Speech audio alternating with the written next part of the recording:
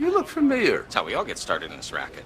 But at a certain point, you're smart, you move up to management before the gold mine of resembling French Stewart runs dry.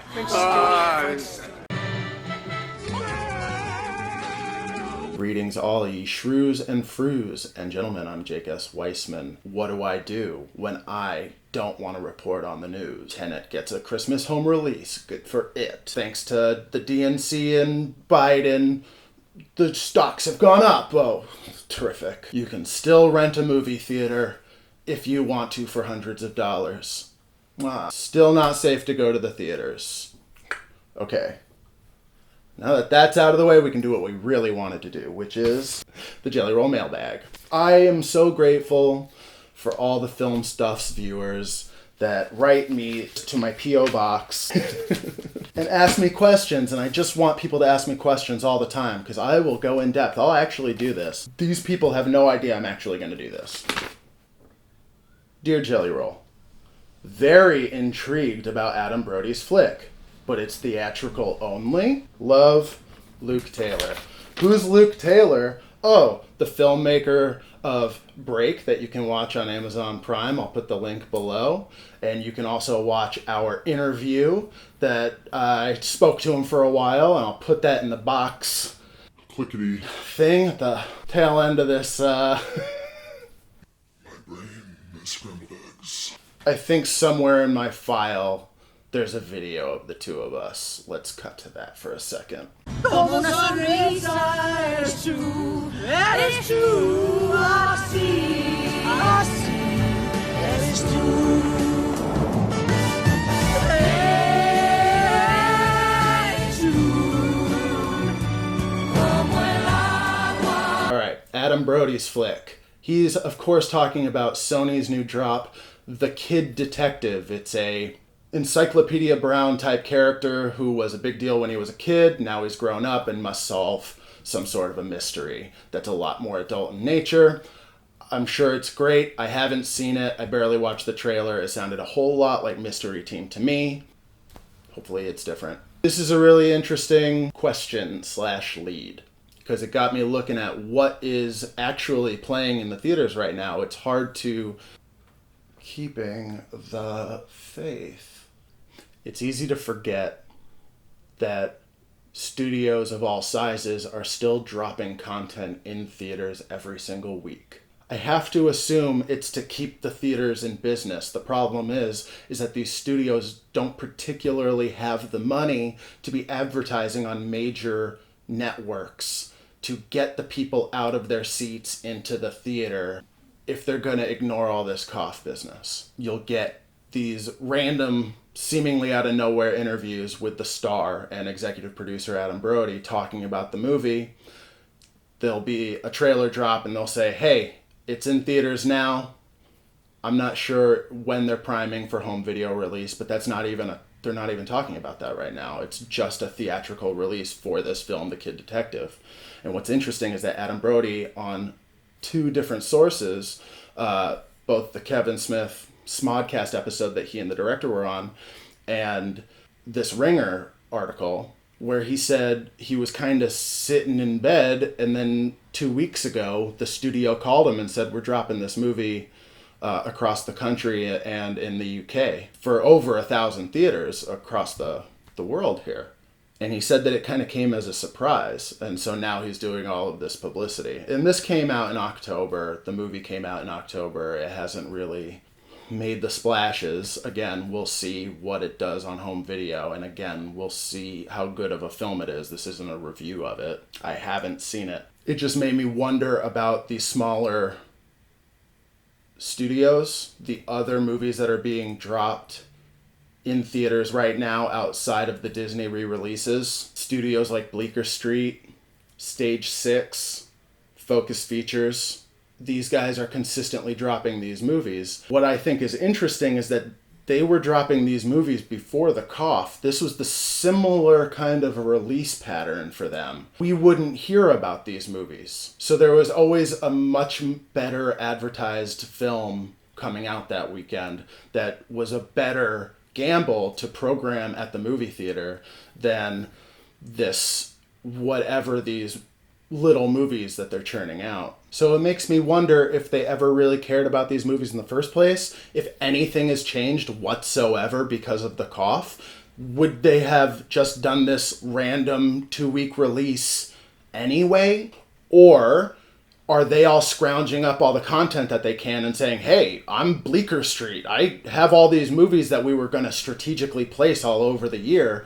We can just throw them in the theaters because it's just empty venue. Movie will make $300,000. The movie wasn't going to make that much money in the first place. It's going to make its nut on VOD. This way we can keep the theaters alive. We can keep the whole system sort of moving.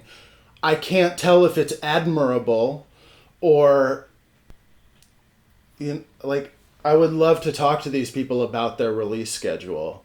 Your question, Luke, really got me wondering about specialty release and what kind of priority is put into these kinds of films. Because it seems like this is what the argument is all about, right? Movies need theatrical release to get seen. Otherwise, they're going to get swallowed up on the giant ocean that is streaming. But if no one's coming to the theater, is it just that that's $300,000 that they didn't have before, and all they had to do was mail out their film?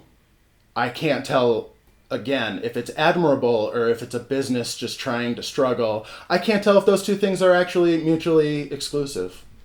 Maybe it's trying to keep the ecosystem together, which is about as admirable as survival can be. We'll see what happens with The Kid Detective and what happens with future smaller releases. Thank you so much for your question, Luke. Letter number 2. Jelly Roll.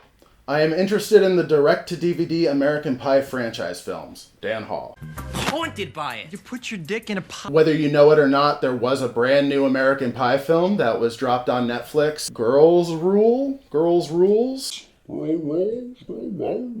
That's kind of an inverse of the original. 4 girls. I assume need to get lucky. Kind of the same idea. Cool. I did some looking into the American Pie franchise, and it's actually very, very interesting. I really like small budget franchises that they squeeze every last dollar out of. And I think that's exactly what they've been doing with American Pie, and rightfully so. The only problem with this is that I can't find any numbers on the direct-to-DVD films. Films like Bandcamp, Naked Mile, Beta Cuck. I don't know what they're called. So that's unfortunate. Dan, if you do have those numbers, send them my way. If anyone can find these numbers, send them my way. The numbers that I can find are of the theatrical release American Pie films. That's going from 1 to, Wedding, and then Reunion. The numbers are outrageous. It really makes perfect sense why Universal continues to make this a franchise, and I would love to know how much money they made just selling rights to Netflix. Is it exclusive to Netflix? I think it's on Redbox, so they're making their nut. They're getting it going. The other thing to remember about Universal is that they were the ones that did the Universal AMC deal. So they're the forward thinkers. I have a million things to say about Universal. I'll save that for a little later. We're going to take a look at some numbers here, okay? This is the first movie. This is the budget. This is what it made in America. This is what it made both in America and worldwide. Huge return. We're obviously going to have a sequel. Now let's look at the other films.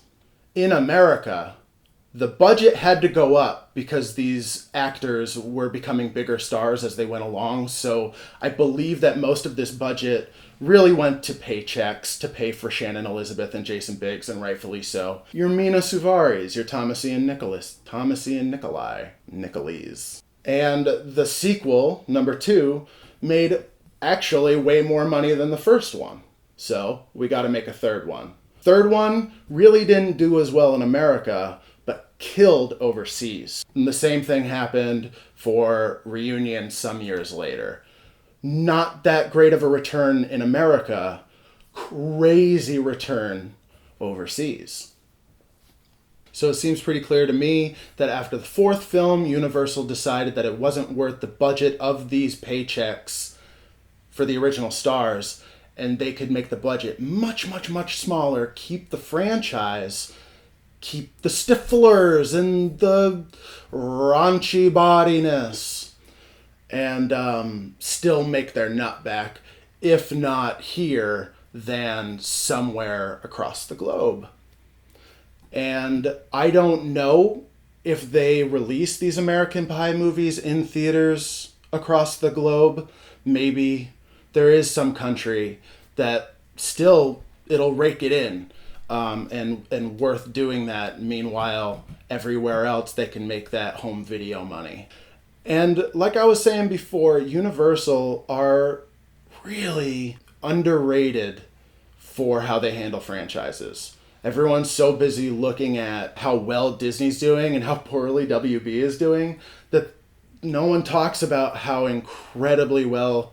Maybe they do. Maybe everyone talks about it. Who do I talk to? I talk to my cat. Universal not only has these amazing theatrical franchises like the Fast and the Furious franchise, Jurassic Park. They have these outrageous first look deals with Blumhouse. Blumhouse is just a hit maker, and Universal has the in with top-notch horror, which has always been their franchise anyway. Like the Universal monsters are a thing, and they were trying to get the connected universe going, and it was a massive failure, but now they're starting to think a little smarter.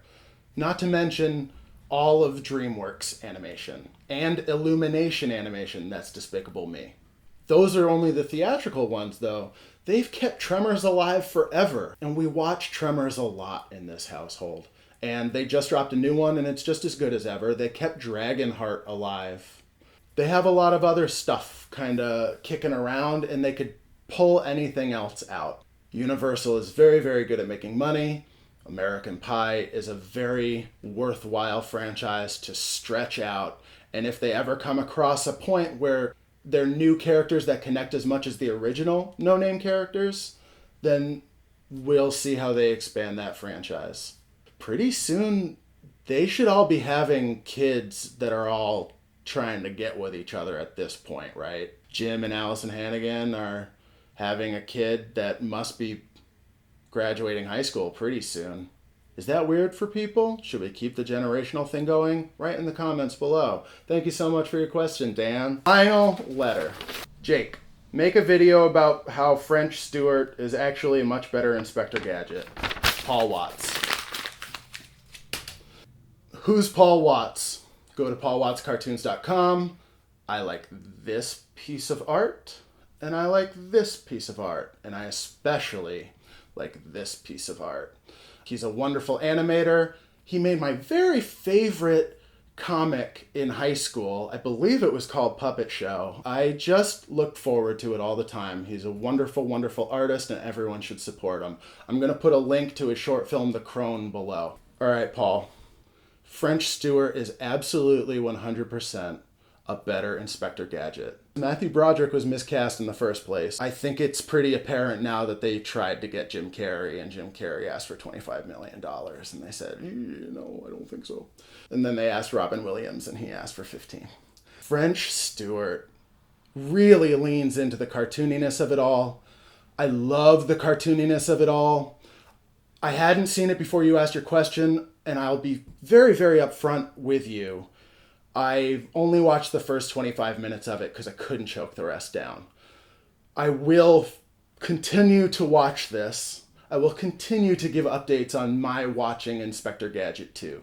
Because so far, what I've seen is he's cleaned up the city before the movie started. Now, he can't get his gadgets together. And then a replacement comes in who is in all ways, shape, or form superior a police officer and inspector than Gadget.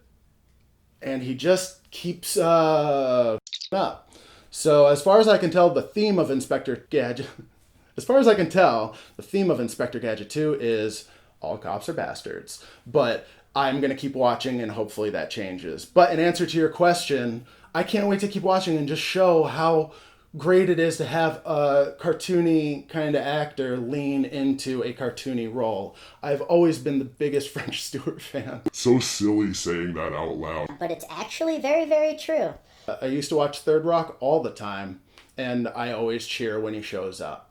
I love French Stewart. He has nothing to do with the writing in this film. In fact, he really adds the most that he possibly can to it. Thanks for writing, Paul. That's all we have for the mailbag. Thank you, Luke, Dan, and Paul for writing in. Very pretty handwriting. I have been implored by viewers of Film Stuffs to praise my mother more, so I'm gonna do it. This week's recommendations are all purely mom-related. The song of the episode is Respect by Aretha Franklin. It's the first song I ever learned how to sing. I was a baby, and I was singing it. So thanks for turning me on to Motown at a very, very early age. Your good taste in music has led me through pretty well, even through that Peter Bellamy thing. The book of the episode, Really Rosie. Do you guys know Really Rosie? I'm going to find as much of it as I can. I'm going to put links below. It's a Maurice Sendak book with music by Carole King.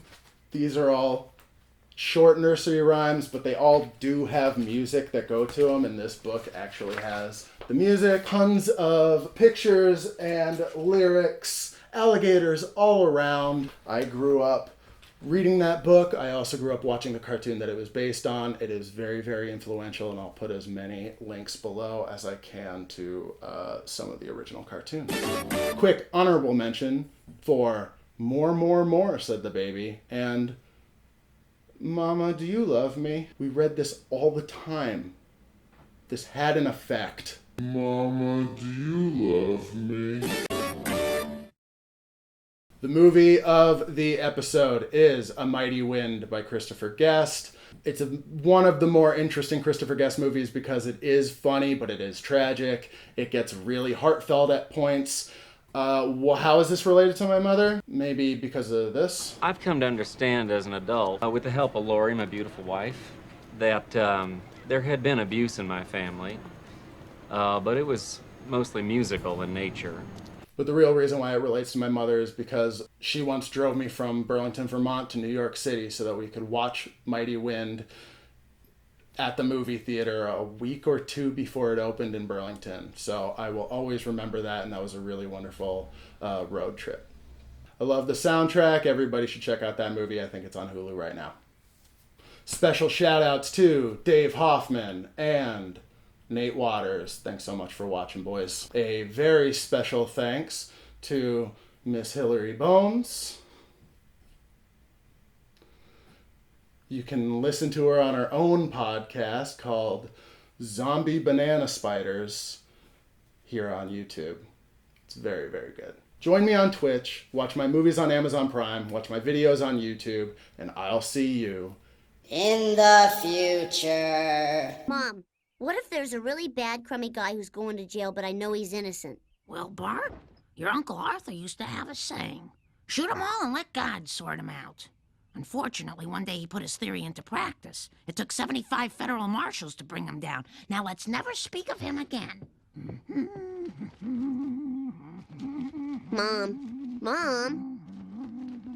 Mom, what if I can get this guy off the hook? Should I do it? Honey, you should listen to your heart and not the voices in your head, like a certain uncle did one gray December morn.